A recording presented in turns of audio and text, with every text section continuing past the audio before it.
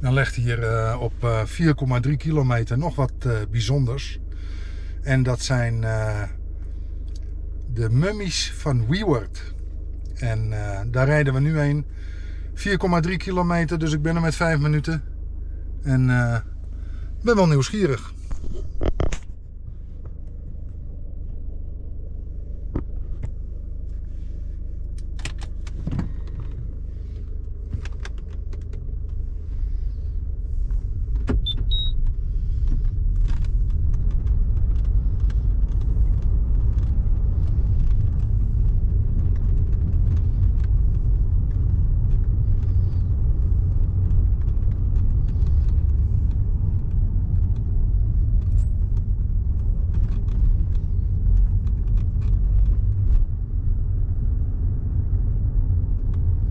Easterwierum. Dat was hem. Een apart dorpje zo met 3 kerken en feitelijk dan toch zo weinig inwoners. Want ik denk niet dat het dorpje groter is als waar ik vandaan kom. En dat het niet meer dan een 1500 inwoners heeft.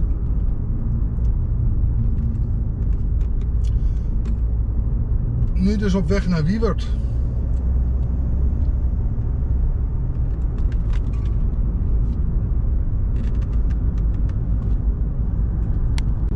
De kerktoren al. En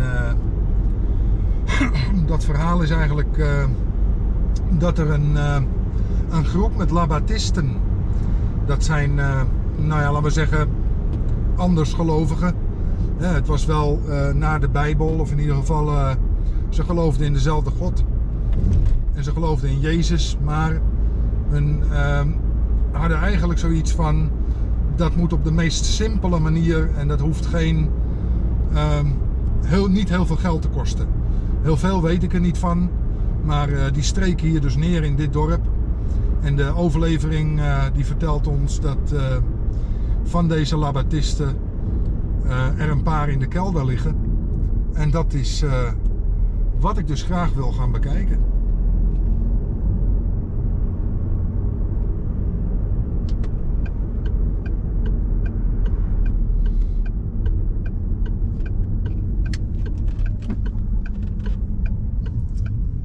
Weward.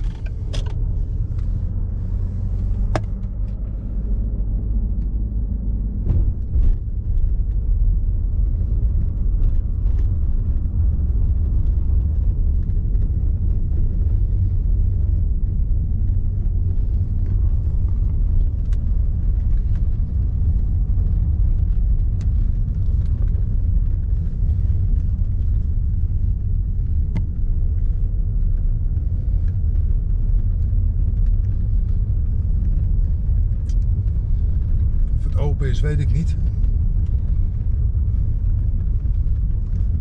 En ik weet ook zo gauw even niet waar ik het beste kan parkeren, maar ik heb al een idee.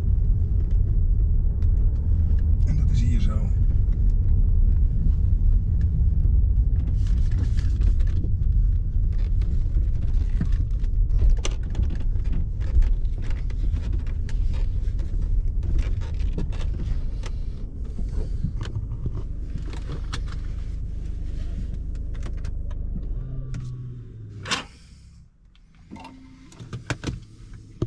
Nou, we gaan het zien.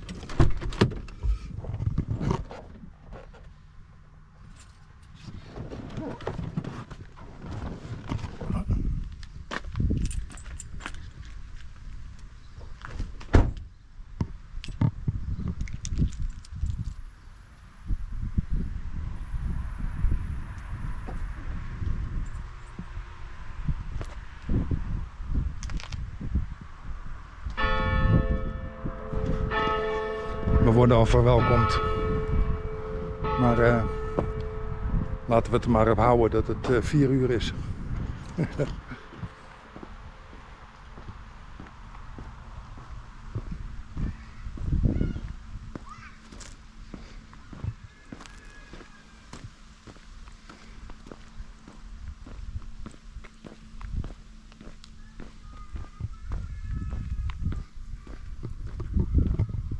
Tjerke Iepen.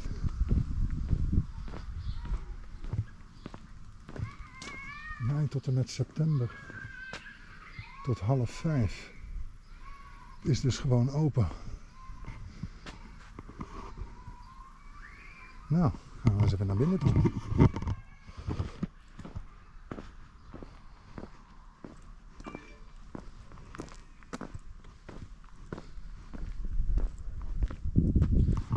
Ook weer zo'n kerkhof erbij.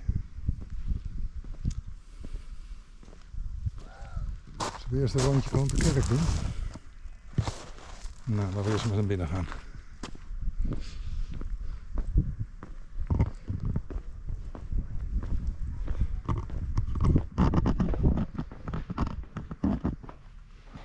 Goeiedag.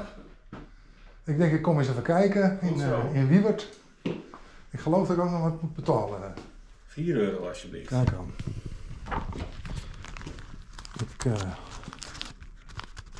De rest mag geen laten zitten. Nou, dank je. Alsjeblieft.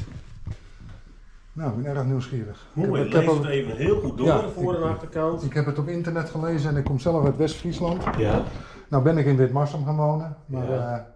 een beetje geïnteresseerd geraakt in een beetje de geschiedenis om me heen. Ja. En toen kom ik ook dit tegen. Nou ja, dit is wel heel bijzonder. Ja, dat denk ik ook. Ja.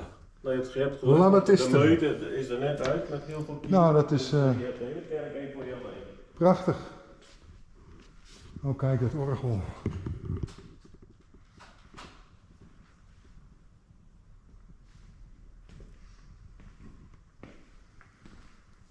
Zo.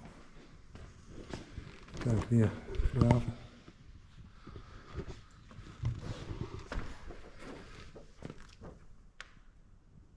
$1555.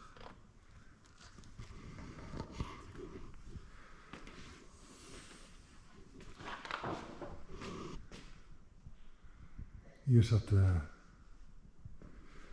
dominee zijn werk te doen. Prachtig houtsnijwerk.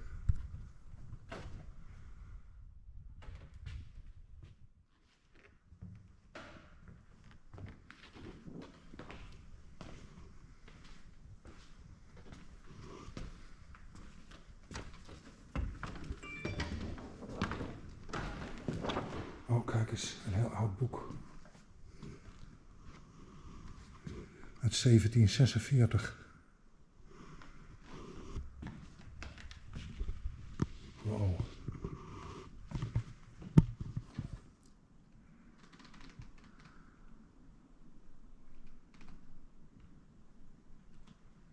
Een Bijbel uit 1746.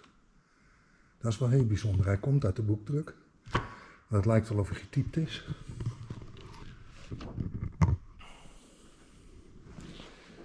Hier zie je dus eigenlijk de hele... Oh, kijk.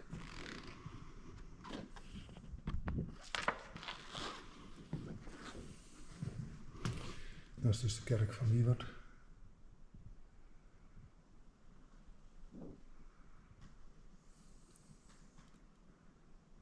Oh, die is in 1971 is die getekend. Ik had eventjes het gevoel dat die veel ouder zou zijn. En wat is dit? Verandering der Surinaamse insecten. Wat krijgen we nou, joh? Dat is gewoon een heel oud boek.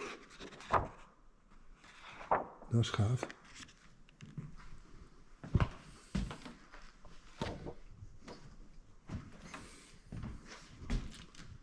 Jean de Labadie. Daar komt dus het geloof vandaan. En hier staat dus eigenlijk het hele verhaal.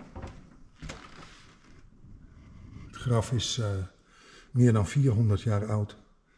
En is in de grafkelder die we zo meteen gaan bezoeken, die is in 1609 is die gebouwd. En daar zijn dus een aantal Labatisten in terechtgekomen die hier een toevlucht hadden gevonden nadat ze moesten vluchten voor hun geloof naar het noorden toe. 1609, dat valt dus in de Spaanse oorlog. En dan weten we wel waarvoor ze moesten vluchten. Oké.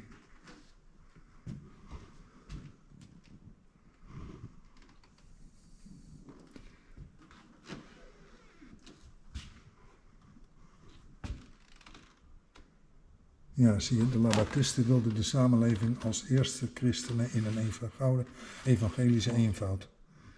Daar was eigenlijk het hele geloof op gebaseerd. Even kijken, de groep heeft 500 zielen geteld. En dat was in 1680. Dus ze streken hier neer. Even kijken. Geschiedschrijver valt het slot tegen naar de vorige tijden. Kasteel is 3 keer verwoest. 1514. Toen kwamen dus al die Labatisten, die kwamen hier terecht. Goed. Oh, kijk. Hier nog wat spullen die zijn gevonden. De sleutel van het Noordmannenpoortje.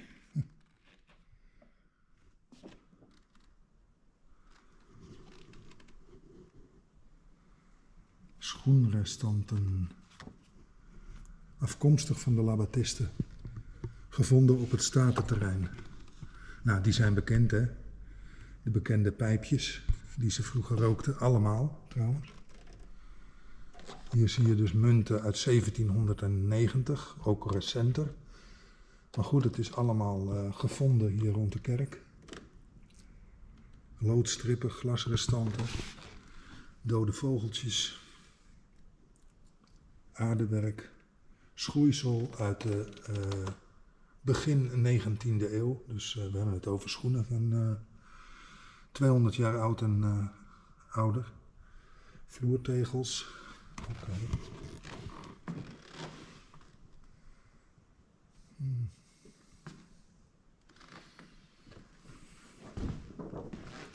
Kijk, wat een prachtig houtsnijwerk.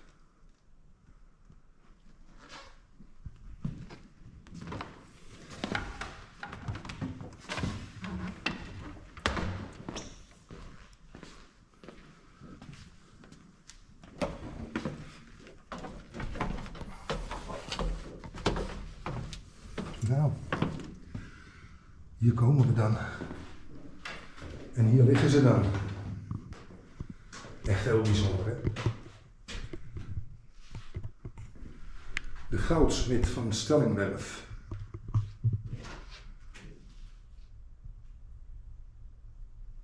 En wat is nu het verhaal? En dat wist ik al. In deze grafkelder heeft een bepaalde luchtstroom heeft de lijken zeg maar uitgedroogd in een vrij korte tijd. En daardoor bleven eigenlijk de mummies bewaard. En circa 1618.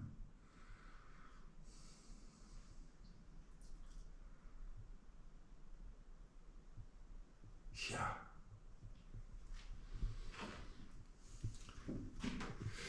En je moet je voorstellen dat die lijkenkisten, die zijn dus op die stenen muurtjes neergelegd. En door de luchtstroom is dat gewoon heel snel gedroogd. Dus ze zijn niet gemummificeerd. Gestorven aan een kaakabsces met hevige pijn. Moet je kijken, hé. Je ziet gewoon dat die aan die kant helemaal beschadigd is. Gestorven met een kaakabsces. Grafkelder, gebouwd in 1609. Bijgezet zijn de familie Walda en enkele Labatisten, een godsdienstige secte, die hier 50 jaar hebben gewoond op de Walta-staten. Laatste bijzetting is in 1705. Mummificering door meerdere oorzaken, tochtstroom, straling en bodemgassen. Uitgebreide informatie in het boekje Wiewert en zijn historie. De lichamen zijn niet gebalsemd en hebben geen enkele behandeling ondergaan. Ze zijn niet versteend, maar verleerd. Alles blijft veerkrachtig. Heden is circa de bijzondere werking nog steeds aanwezig. Bijzonder. Echt. En je ziet dus dat ze ook...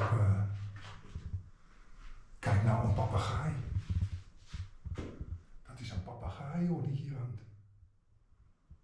Hoe kan dat nou?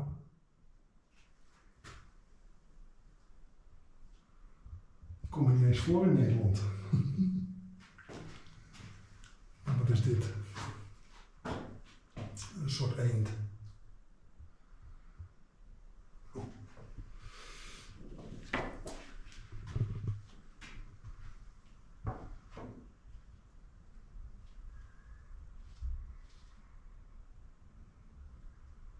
Ja. Deze is dus gestorven, de TBC. Sterka 1610.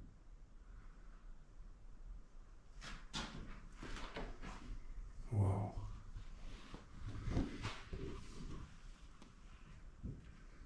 Hier liggen ook nog mensen in.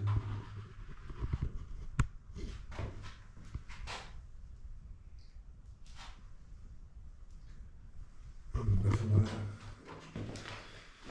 de telefoon inschijnen.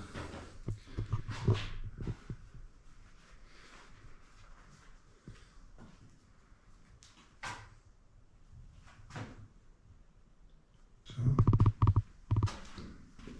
Kijk, er liggen gewoon botten. Er liggen meerdere mensen bij elkaar. En hoe is dat hier? Ook nog een heleboel.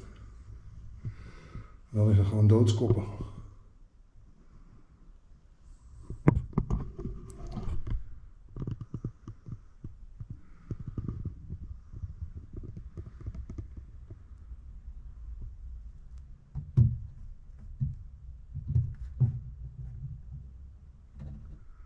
Ik weet niet wat we gezien hebben, maar ik kon het zelf niet zien. Nou, dat ook hier eens even doen. Gaan we even op zijn kop.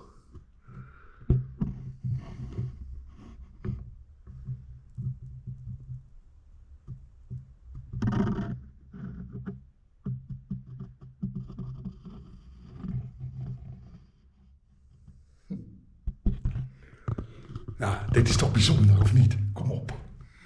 Dat kom ik echt niet elke dag tegen, hè, dit.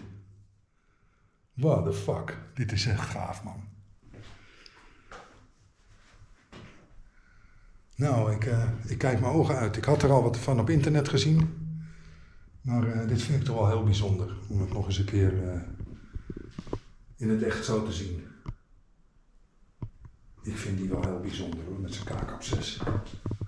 God, tering, wat zal jij een pijn hebben gehad, man? Nee. Is echt niet best. Nou, je hebt trouwens ook een klein pikkie. Godverdomme, man, dat is van niks. Daar kan je toch helemaal niks mee, man. Met zo één. En jij lijkt dan meer een vrouw, want ik zie bij jou allemaal niks eruit hangen. Dus jij bent door de TBC gestorven. En hier zo.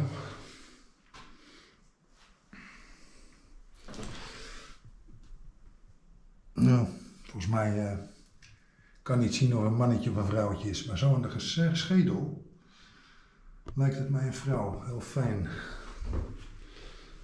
En bij deze. Ja, kijk. Die had tenminste een piemel. Nee. Dit was dus een man.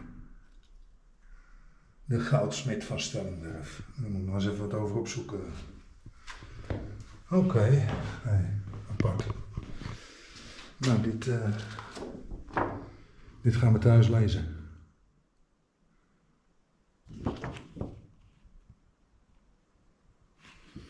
Antje Beb. Even kijken. Weet je wat? Ik ga het gewoon nu even lezen. En je zag mij bij een andere prent, zag je me dit aanwijzen. Mijn naam is Erik van Dorp. Ik heb hem officieel veranderd naar Van Dorp. Maar origineel heet ik Erik Aars. En dan krijg je zoiets. Vandaar dat het mij even opviel. Maar er zit hier dus een onwijze geschiedenis. Kijk, en dit is een schilderijtje van een overledene. Dat noemen ze een rouwbord of een rouwschilderij. En dat werd in de kerk gehangen. En hoofdzakelijk in katholieke kerken kwam je dat nog wel tegen. Later in de protestantse kerken gebeurde dat niet meer. Er was een soort overgang ergens zo rond het jaar zal het geweest zijn, 1600 ongeveer, dat langzaam niet meer het gebruik was om de rijke mensen met een prent af te beelden in de kerk. Nou, en deze Lucia van Aartsen kwam uit de rijkste families van Nederland. Haar moeder was Lutz van Walta. Ze was de laatste telg uit de Walta-familie en daarom gingen bezittingen in Wiebert naar de familie van Aartsen. Lucia was bevriend met Anna Maria van Schuurman, samen met haar zusters Maria en Anna. Ze leerden elkaar kennen in de kringen, waar onder andere Constantijn Huygens en Jacob Katz. Hier ontmoetten ze vooraanstaande mensen, geleerden en kunstenaars elkaar. Ja. Dat was er. Zo te zien een hele knappe vrouw.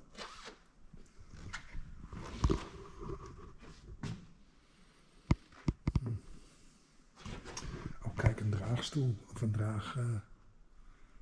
Daar kon je dan in zitten en dan werd je gedragen. Of is het een slee? Nee, het is een draag. Ja.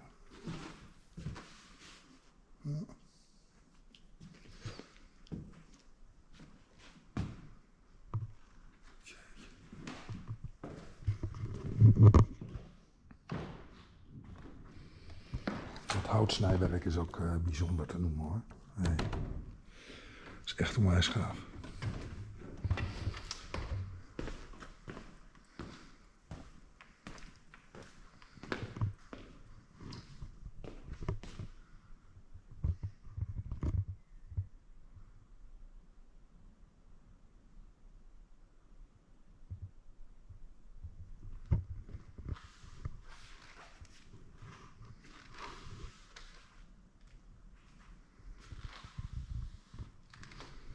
Dat is een psalmbord.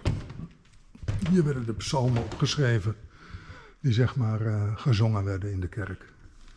Op de zondag dat je er was, of op de dag dat je er was. We gaan even buiten kijken. Nou, eens kijken wat nou terecht komt. Ik mocht hier bij het orgel gaan kijken. Oh, kijk nou.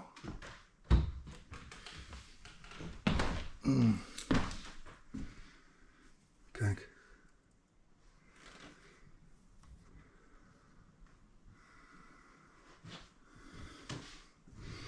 Oh, modern hoor.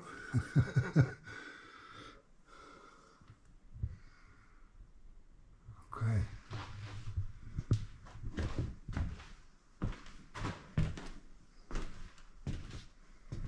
Kijk.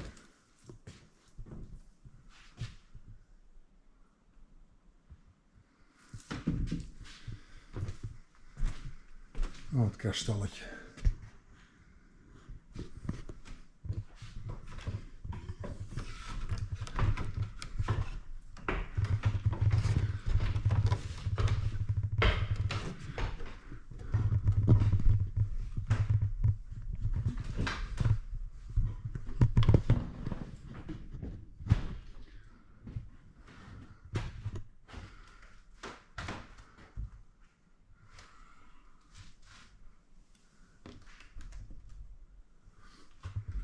Nou, dat durf ik niet aan.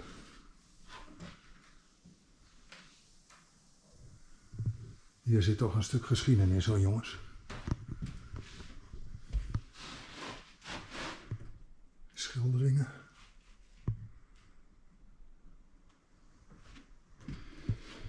Heel bijzonder.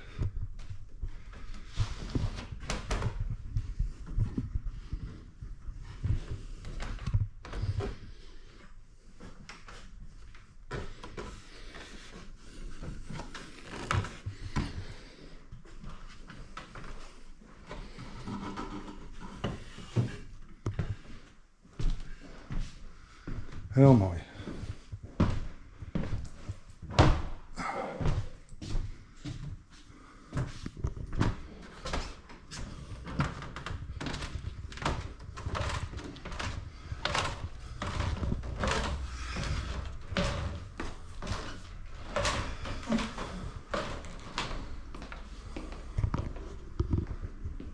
Heel bijzonder. Mooi. Ja, vind ik heel mooi om te zien. Hey, ik doe nog even een rondje rond de kerk. Doe dat. Dus ik wens je heel veel plezier. Ja, ik jou ook. Tot En ziens. dan kom je wel weer eens terug. Ja, ik Ja. heb er nog een maatje van me, die komt... nou, we wisselen meestal om, want hij komt uit de Wormer. Ja. En de ene week zit ik bij hem, de andere week komt hij naar mij toe. Ja. Maar die wilde dit ook graag zien, dus je gaat me nog een keer terugzien. Leuk. Ja. Als je dan toevallig dienst hebt natuurlijk. Nou ja, want het kan ook mijn collega's zijn. Maar dat ga je niet. Ben jij toevallig Stefan? Ja. Ah, er werd al over je gesproken in Weerum. ja, daar sprak ik een mevrouw, die woont in de oude school. Oh, Eenheid. Blonde vrouw. Ja. En die had het over jou. Oh, en was die daar Dus- toevallig ook? Die heb ik daar gesproken toen ik, net naar de kerk ging. Ja. En die vertelde over jou en zegt, nou volgens mij, als Stefan er is, die weet er altijd heel veel van. Dus Ja. daar heb ik jou nog ontmoet ook. Ja, ze wist ook niet of je dienst had, maar jij komt er waarschijnlijk vandaan daar. Ja, ik kom uit Weerum. Ja, oké. Nou, toeval dan. Ja. Hartstikke leuk. Kijk, dit is ook grappig. Een oude pomp uit die tijd. Ja, dit is nou de originele. Hij staat ook op hele oude foto's. Ja, dat kan ik Ja. me voorstellen. Zeg. Ja. Maar opa had er vroeger eentje in het Ja. klein in de tuin. En, Dus hij is sowieso al 100 jaar oud in ieder geval. ja, dat kan ik me voorstellen. Ja. Leuk. Leuk.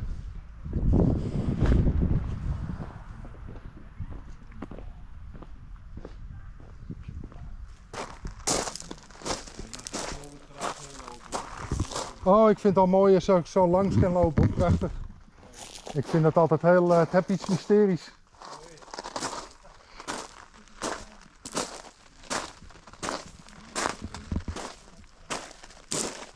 Nou, was ik toch even met hem in gesprek een hele tijd.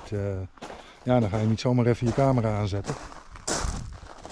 Het was... ik heb zeker nog een half uur met hem zitten praten.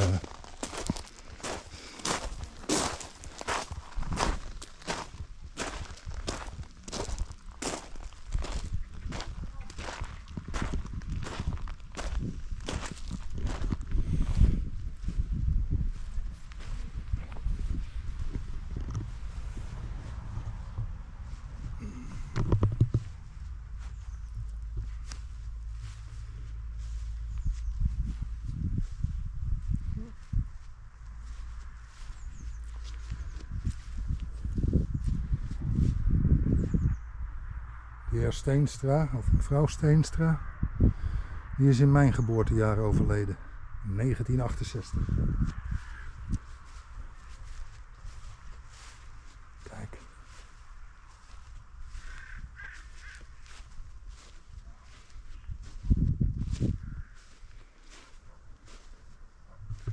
Kijk die muur nou eens even. Hey.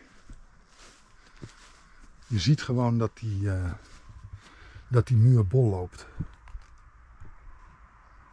Ha. Zo'n hele muur wordt natuurlijk in stand gehouden met die muurankers.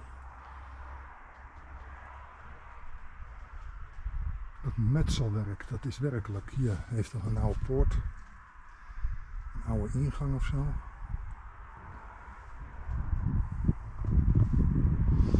Ja, daar hangt zo'n geschiedenis rondom zo'n kerk. Dat is werkelijk niet te geloven. Wat hier allemaal wel niet gebeurd is. Want als de kerk het op film had gezet. Overleden 1930. Op een leeftijd van 75 jaar. Die mevrouw Antje Tilma, die is 102 jaar oud geworden.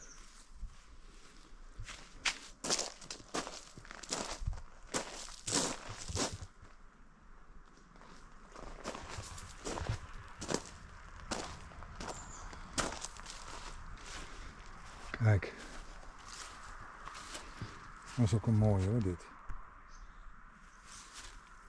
Dirk Hipma. 2019. Ja, dat vind ik een mooie grafzaal.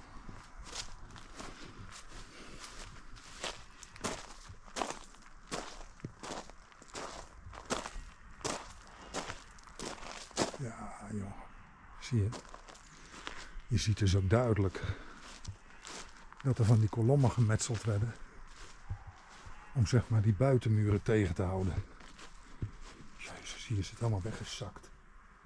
Hier zijn we gewoon, is zeg maar, de grafkist is in elkaar gestort. Maar kijk, dit soort zuilen werden natuurlijk gemetseld om die buitenmuren tegen te houden. En hier is er een nieuwe neergezet. Want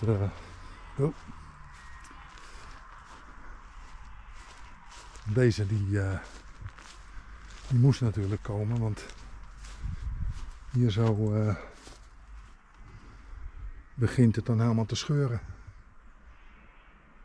Oh, hier heb ook nog een soort raam gezeten. Kijk, een stuk keramiek die je daar ziet liggen. Dat is allemaal nog oude rioolbuis en oh, kijk nou, een stuk schedel. Oh, er liggen hier gewoon botten, joh. Dit is een stuk schedel. Nou ben ik daar niet bang voor, maar in de zin dat ik het vies vind of... Maar kijk, daar liggen hier gewoon nog botjes op de grond. En hier ook. En hier. Wauw. Er liggen gewoon mensen die zijn... jeetje, hoe oud zal dat zijn? Hoe oud zal dat zijn, zeg? En van wie? Wauw.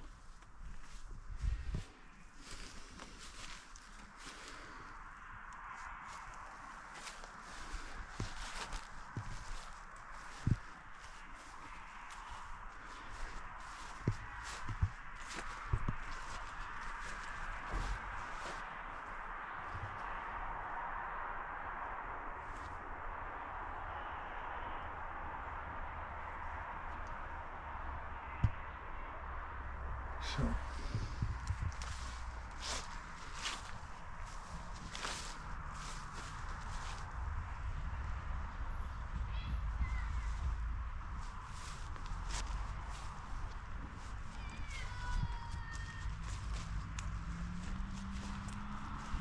Zo.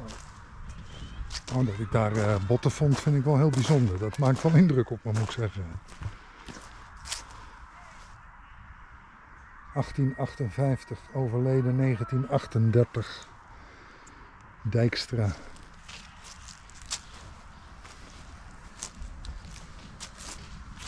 Tot ziens! Kijk.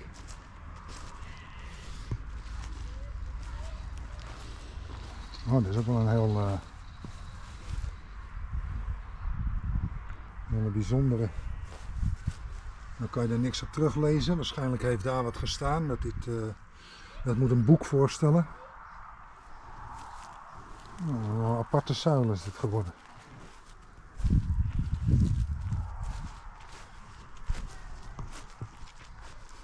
Ja.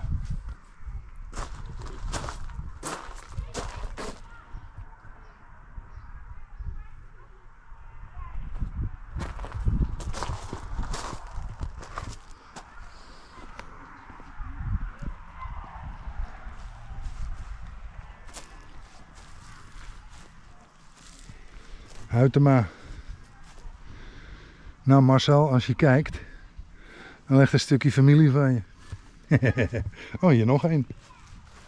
Nog meer Huytema's. Maar Huytema is ook een Friese naam. Huytema.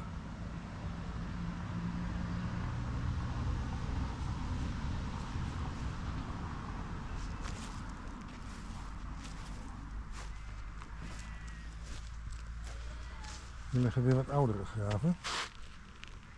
1858.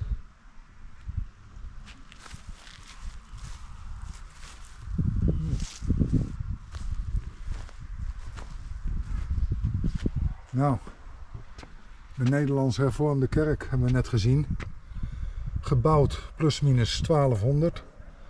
Dus 14e, 17e en de 18e eeuw heeft er restauratie en verbouwingen plaatsgevonden.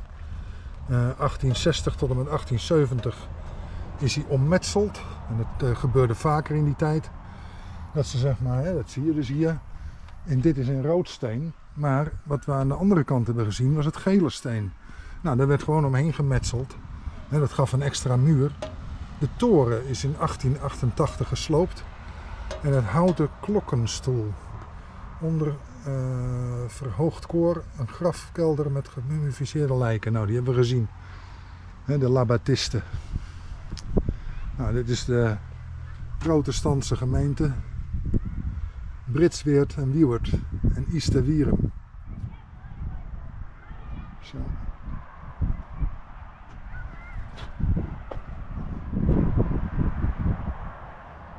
Ja, maar dat was dus heel duidelijk. Hè? Dat gele steen wat we aan de andere kant gezien hebben, wat zo oud was, dat is zeg maar van de eerste kerk.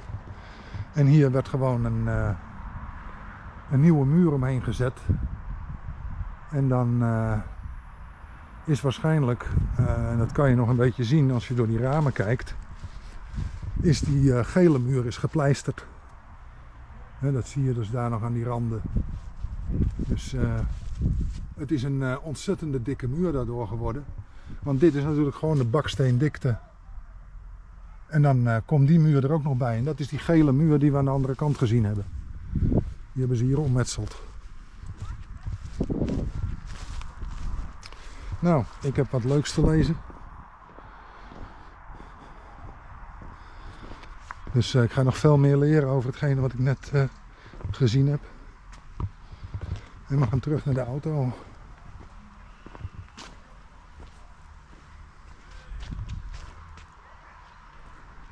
Ja, bijzonder vind ik dit.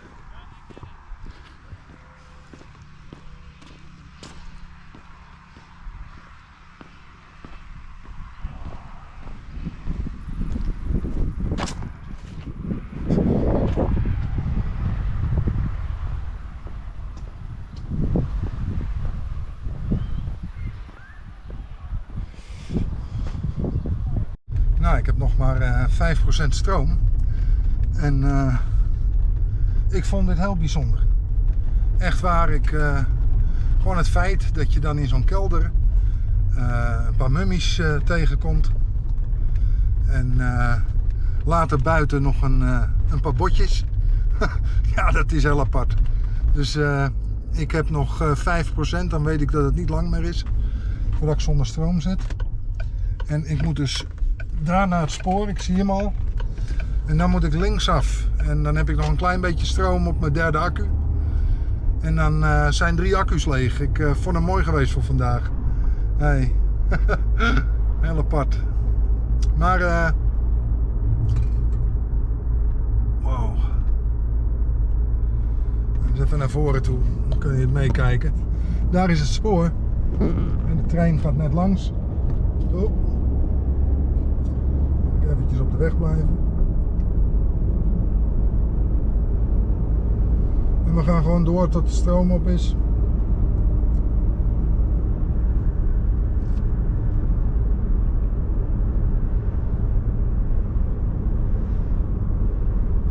Oh, naar het spoor linksaf.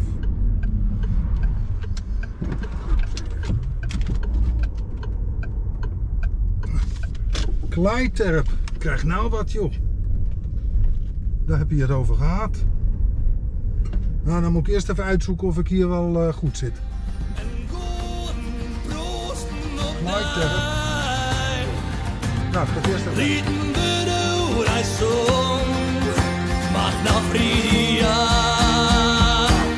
Vrije Friesena.